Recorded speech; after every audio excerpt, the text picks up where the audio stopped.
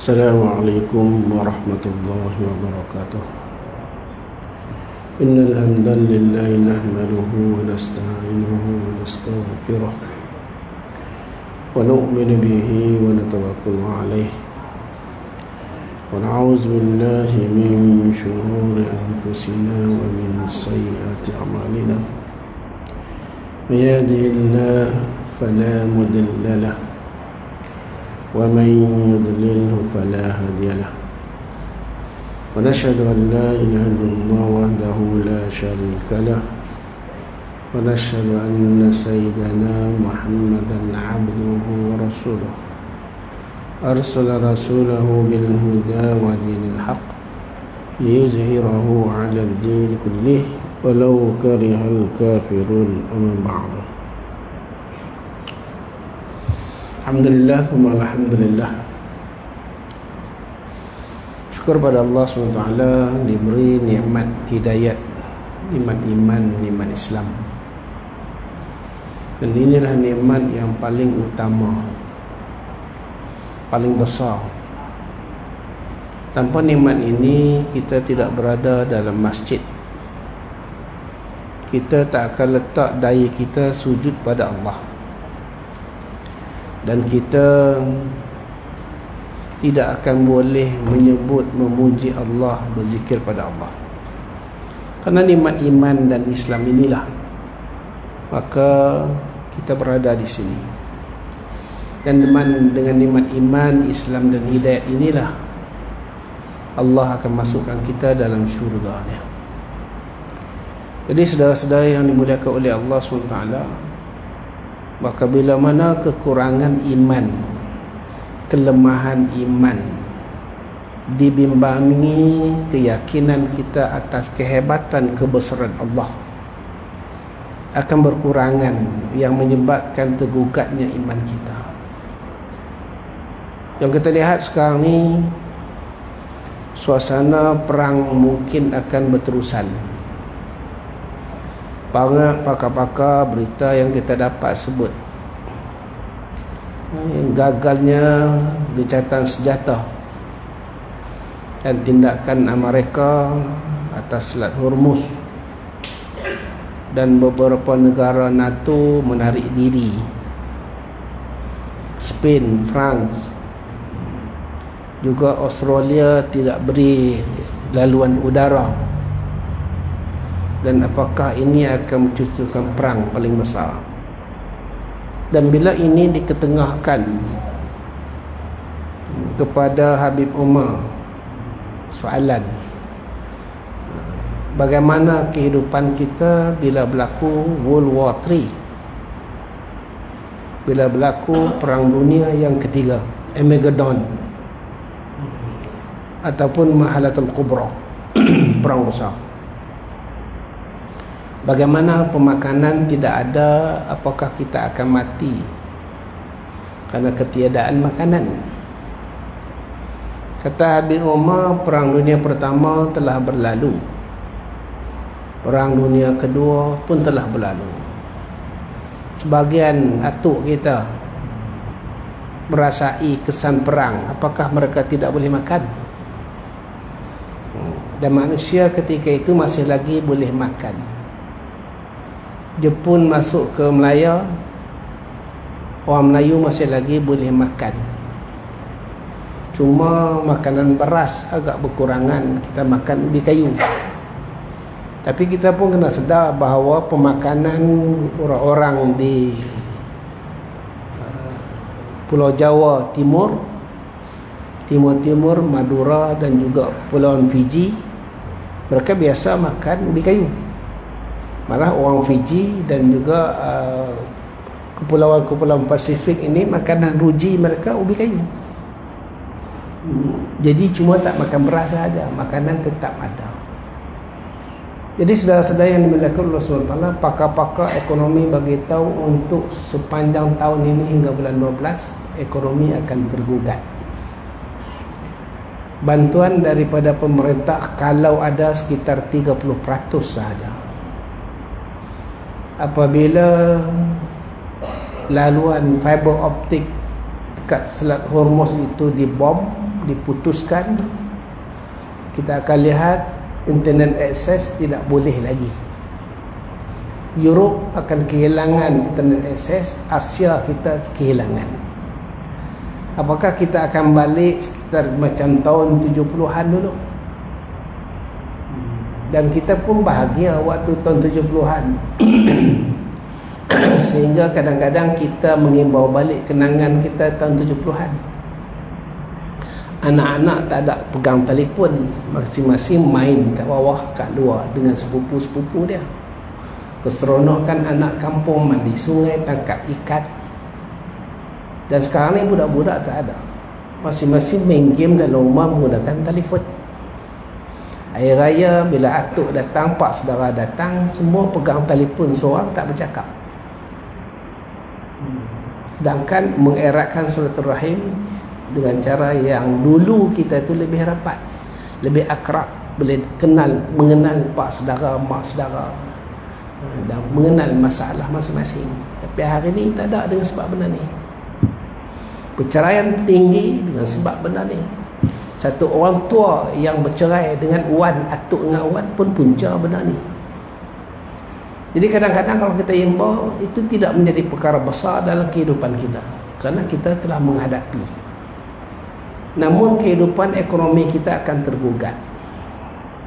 Bila mana kesan banjir di Thailand tahun lepas, saya berada di Thailand, banjir. Dan saya juga berada di Laos. Ada satu malam tu banjir besar, sungai Mekong nak naik. Dan kami pun kelang kabut.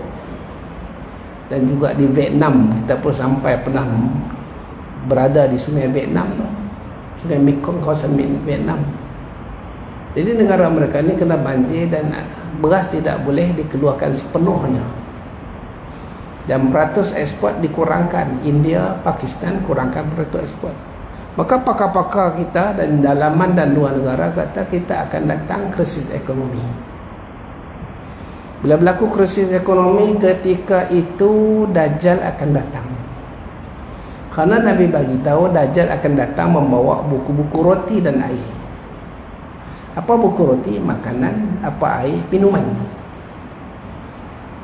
Dan ketika itulah tawaran New World Order akan diketengahkan dan sistem ekonomi baru mereka akan buat. Apakah kita orang Islam diajar begitu? Walaupun sebahagian saya berada di Besut ni, di Ertih, ada yang telah simpan makanan. Takut apa berlaku. Dan sekarang ni pun di tempat kita masing-masing telah buat keluar duit beli emas. Kerana bila internet banking telah tak boleh akses lagi, maka digital money kita ni akan kehilangan. Yang ada berbilion-bilion, berjuta-juta rasuah apa semua ni habis.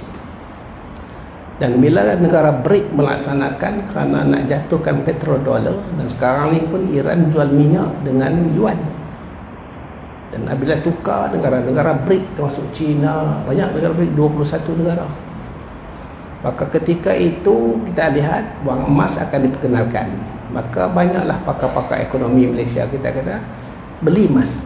Bukan beli barang kemas, tapi beli wang emas atau jongkong emas. Kita tak ada duit ni nak buat apa? Kita tengok aja dah. Jadi agama telah ajar kita bila berlaku begitu. Ibrahim AS sebut huwa yut'imuni wa yasqi. Dia yang bagi aku makan, dia yang bagi aku minum. Idza maritu fa huwa yashfin. Alladhi huwa yut'imuni wa yasqin, dan dialah Tuhan yang telah memberi aku makan dan bagi aku minum. Bukan tanaman-tanaman, bukan buah-buahan, bukan ladang, bukan kedai, bukan syarikat, bukan company, bukan macam, bukan. Yang bagi kita makan Allah. Dan Ibrahim berkali-kali sebut, Allah sebut tu kata-kata dia untuk iktibar pada kita akhir zaman yang kita akan berdepan benar ni. Kisah paling banyak dalam Quran adalah kisah Musa dengan Firaun. 47 kisah. Kisah Nabi Muhammad sekitar 25, dengan Nabi Isa hampir sama. Nabi Ibrahim 30 lebih. Tapi yang paling banyak adalah Nabi Musa bagaimana berdepan dengan Fir'aun yang mengaku jadi Tuhan, ana rabbukumul a'la. Sebab umat ini akan berdepan dengan satu ekor, sebahasa ekor, Dajjal, mengaku jadi Tuhan. Dan bagaimana Musa berdepan dengan Fir'aun, begitulah kita akan berdepan dengan fitnah ini. Dan macam mana Musa bercakap dengan Fir'aun membesarkan Allah.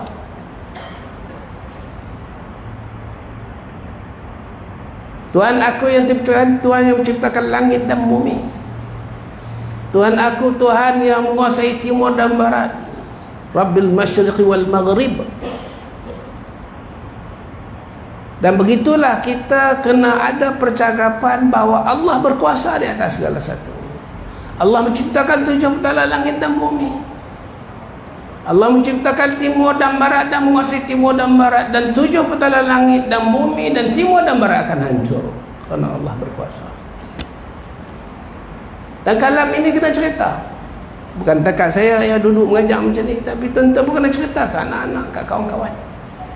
Dan kena cerita macam mana Ibrahim sebut pada umat dia, selain daripada mendakwah kehebatan kebesaran Allah, dia beritahu bahawa Allah bagi makan, bagi minum, dan Allah berkuasa di atas segala sesuatu, mudarat munafaat Allah.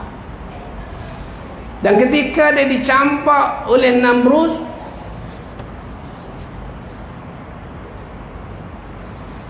dan ketika itu malaikat Jibril AS datang nak menyelamatkan Ibrahim. Maka Ibrahim tanya, dalam satu tafsiran sebut, Ibrahim tanya, wahai Jibril, mengapa kamu datang nak selamatkan aku? Apakah ini perintah Allah atau keinginan daripada kamu? Kata Jibril alaihissalam, dia bukan datang daripada perintah Allah, tapi aku datang melihat Nabi Allah akan dibakar. Selamat. Kata Musa alaihissalam, kalau Allah nak aku terbakar, atas sayap kamu pun aku akan boleh terbakar. Hasbiyallahu ni'mal wakil wa ni'mal maula wa ni'mal nasir. Cukup Allah. Dan kalam-kalam Ibrahim ini adalah kalam untuk kita di akhir zaman ni. Di zaman Nabi lah, umat akhir. Lebih-lebih kita. Dan bila dicampak ke dalam api selama 40 hari, dalam tafsir sebelum 40 hari Ibrahim berada dalam unggun api yang tidak ada asbab hidup, yang tidak ada dalam api, tak pernah ada makanan, dalam api tidak pernah ada minuman, api yang sifat membakar, tak ada asbab hidup. Nak duduk dalam api jadi asbab hidup tak ada, terbakar, hangus. Tapi bila Ibrahim dicampak ke dalam api, Allah suka dengan kata-kata Ibrahim, dengan keyakinan Ibrahim, aku bagi makan, aku bagi minum. Ketika itu Allah sebut, qulna ya naru kuni bardan wa salaman ala Ibrahim. Karena Allah berkuasa di atas segala sesuatu. Dan Allah berkuasa bukan zaman Ibrahim, sehingga seterusnya abadan dan abada. Apalagi dunia kiamat ni, Allah berkuasa. Allah pegang hati-hati Yahudi, Nasrani, semua penzalim-penzalim atas kebendaan yang kita nampak. Jadi Allah bagi makan, dia duduk dalam api sejahtera, lebih baik, lebih hebat daripada kita duduk dalam aircon ni. Kalau tidak ada salaman, Ibrahim akan mati sejuk dalam api. Api yang panas, Allah akan, Ibrahim akan matilah sejuk. Tapi Allah tambah tu, wasalaman, selamat sejahtera. Ketika itu datang Namrus melihat, pengikut-pengikut Namrus melihat Nabi Ibrahim dalam api makan buah-buahan, anggur-anggur, buah-buahan, apple, semua sekali, dan makan roti. Ketika itu buah-buahan ini bukan datang daripada ladang, datang daripada khazanah Allah. Roti tidak datang daripada dapur roti, datang daripada khazanah Allah. Siapa bagi makan? Karena Ibrahim sebut, Allah bagi makan, Allah bagi minum. Macam mana keadaan aku Allah yang bagi makan, Allah yang bagi minum. Sebab tu zaman yang kita kerja ni, kita kena yang ni selain daripada nak buat persediaan makan minum. Bukan tak boleh. Kalau kita sediakan makan minum, ya, hadis depan saya ni saya ambil daripada Tabi'ul Al-Filin. Kata Rasulullah SAW, la tahkirul illa khati'un. Tidak boleh mengumpulkan makanan melekat berkah yang derhaka. Yang maksud ini peniaga. Kalau berlaku krisis, tak salah. Tak salah. Dia tak disebut sebagai mengumpul. Catuan makanan. Makan ala kadar, makan bercatu. Macam mana Yusuf AS bila datang ke Mara dengan mimpi raja, macam mana kaedah ekonomi waktu itu untuk mengembalikan ekonomi pemakanan masyarakat negeri ketika itu. Itu boleh. Tapi kumpul nak bubur banyak-banyak sehingga harga barang akan jadi naik, yang ni dilaknati.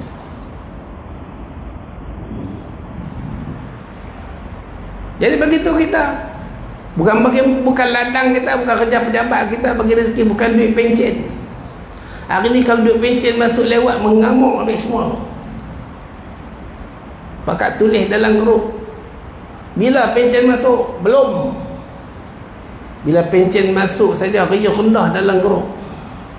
Dia bubuh gambar budak tersebut, atuk pencen dah masuk. Seronoknya kita.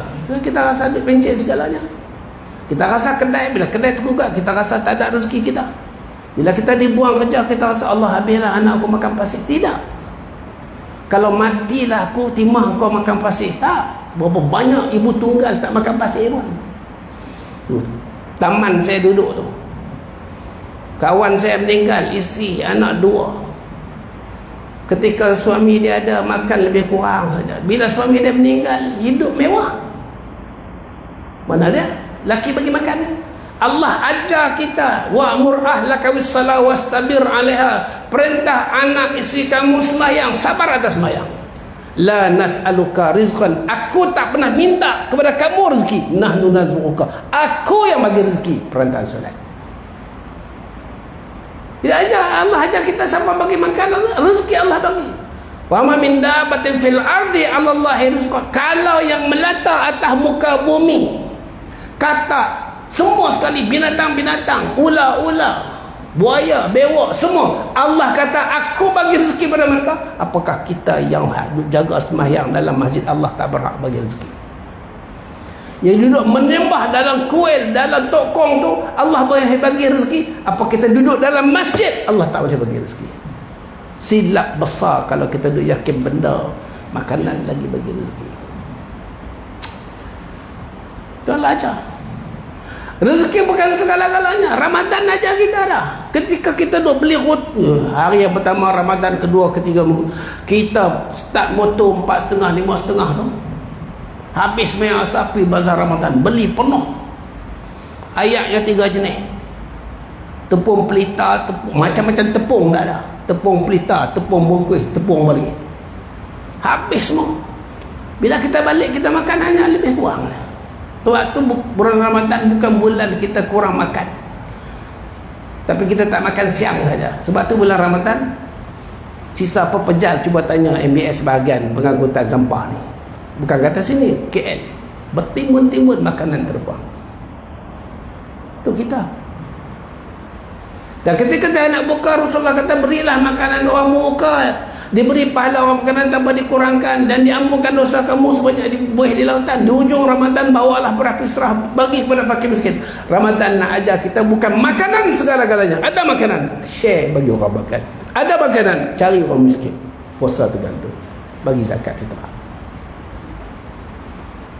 Ashabul Kahfi duduk dalam gua selama 309 tahun. Anak orang kaya, anak menteri-menteri, 7 orang pemuda ni anak menteri. Mereka pakai pakaian yang mahal, kereta kuda mereka kereta kuda yang mahal, kuda mereka kuda yang mahal. Rumah mereka ada pembantu, rumah mereka istana, kerana anak menteri-menteri zaman tu. Budak-budak ni memeluk agama tauhid Islam, agama tauhid. Dia orang kata dah, saya pakat mesyuarat, duduk bincang. Kalau kita duduk, ayah kita akan pasal kita akan jadi rosak iman kita akan kembali balik agama yang tak betul. Bagaimana? Baik kita lari menyelamatkan iman kita. Selama semata-mata nak lari selamatkan iman. Dan mereka budak-budak muda dia lari jauh mana pun tak tahu mana nak duduk. Budak-budak muda dengan berjalan kaki masuk dalam gua. Allah suka perbuatan memelihara iman, menjaga iman. Allah tidurkan mereka 309 tahun. Mereka tidur, boleh sana, boleh sini, tidur. Bila tidur 309 dia beralih, sehingga matahari yang bergerak itu dia ada lubang udara, sebab ventilation Allah buat untuk mereka. Sehingga matahari bila lalu, dalam tafsir sebut, takut budak tu kena panas, matahari bergerak pusing supaya mereka teduh. Dan diletakkan satu ekor anjing garang duduk di depan. Mereka tidur selama 309 tahun tanpa makan, tanpa minum. Siapa bagi makan? Siapa bagi minum? Allah. Siapa bagi kenyang? Allah. Kita cuba tidur malam ni kita tak makan. Pukul 3 lagi kita bangun lapar, buka kuih raya makan seorang-seorang. Selama 300 tahun nak ajar kita baca surah Kahfi ni, nak berdepan dengan Dajjal. Sebab tu 10 ayat yang awal yang akhir pemeliharaan daripada Dajjal. Nak sedar pada kita bukan makanan segala-galanya. Mereka tanpa makan, tanpa minum, Allah boleh hidupkan mereka 300 tahun. Bila dia orang bangun, masing-masing tengok muka. Mengapa janggut dah tua? Bahala yang muda bukan janggut. Macam ni tak ada. Oh, kita dah berada di sini. Tapi kita rasa yauman aw ba'da yaum, sehari atau setengah hari saja kita berada di sini. Tapi Allah Ta'ala telah tidurkan mereka 309 tahun. Bila bangun lepas cerita perubahan wajah mereka, janggut dia rasa lapar. Waktu tu baru Allah datangkan lapar. Dan mesyuarat macam mana kamu pergi beli, bawa duit perak ni beli. Allah ajar kita bahawa tanpa makan, tanpa minum, Allah boleh hidupkan Ashabul Kahfi 309 tahun. Uzair alaihissalam, saya ada rakam, ada petik daripada Al-Quran. Tak, saya tengok. Uzair alaihissalam. Panjang kalau nak baca ayat. Aw kalladhi marra ala qaryatin wa hiya khawatun ala urushiha. Bila dia berjalan bawa himar dia, keldai dia. Uzair alaihissalam, satu orang yang telah zaman Nabi Musa alaihissalam yang boleh menghafal kitab Taurat. Itu Uzair alaihissalam. Kita pernah cerita di sini. Bila dia berjalan dari satu qaryah ala qaryatin wa hiya khawatun ala urushiha, yang hancur habis kena padang jarak, padang tergugur, mana diserang oleh musuh, kepala badan habis terpisah daripada semua. Kuda-kuda mati, keldai mati, binatang mati, habis terbakar rumah, runtuh bangunan. Qala anna yuhyi hadzillahi ba'da mautiha. Wahai Allah, dia sandar kat dinding tembok tu, Uzair. Kaldai dia letak sebelah, makanan duduk atas kaldai. Dia kata, wahai Allah, macam mana kau nak menghidupkan dan mematikan kalau dah bergelimpangan macam ni, kepala tak tahu duduk mana, tangan tak tahu duduk mana.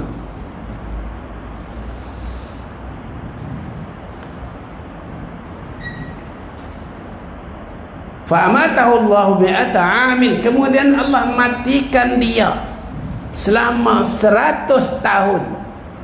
Semua bahasa saya tengok saya tak boleh habis tengah hari ni. Kita zoom akan datang nanti. Baik, saya habiskan yang ni. Fa'amatahu Allah bi'ata amin. Kemudian kami matikan, Allah matikan mereka selama 100 tahun. Summa ba'athah. Kemudian Allah bangkitkan dia balik. Uzair, Allah matikan dia 100 tahun, Allah bangkitkan dia balik. Qala kam labista, Allah tanya-tanya, berapa kamu duduk kat sini ni? Qala labistu yawman am ba'da yawm, aku rasa lebih kurang sehari atau setengah hari. Sehari atau setengah hari saja dia rasa, tapi 100 tahun.